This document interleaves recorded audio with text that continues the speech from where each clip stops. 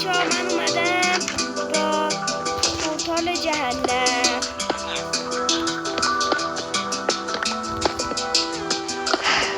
بعدی هم یه دونه نمیدونم حالا یه دونه جهنمه میخوام که درستش کنم.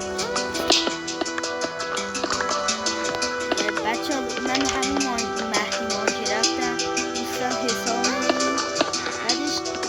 بعدش اومده پورتال چیز و پورتال اندو با پورتال جهنم. بچه هایی با از جهنم برم پورتال اینو با پورتال اندو با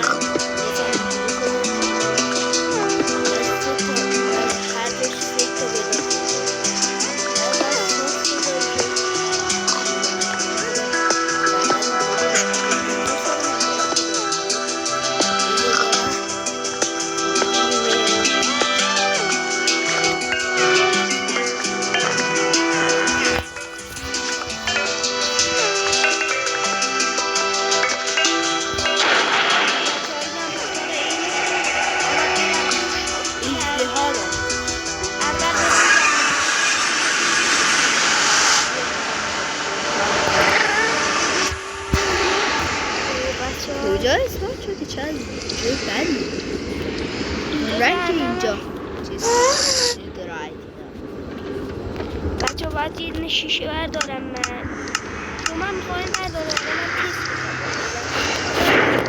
میگن یا نه.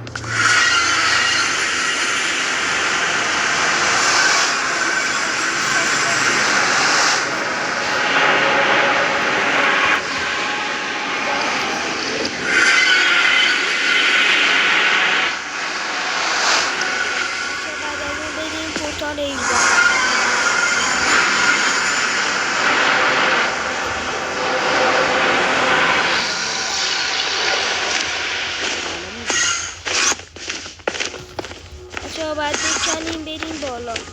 حالا من که رفت و ریخته آخه اینجوری همه به چیزی میاری مشکل داری پر از این در منو یه بچه ها ایدهاشم الان نشون میدم تو رو خدا دوستان از من برمیدان که وقتی جلوتر منو سابسکرایب کنن تا برسیم.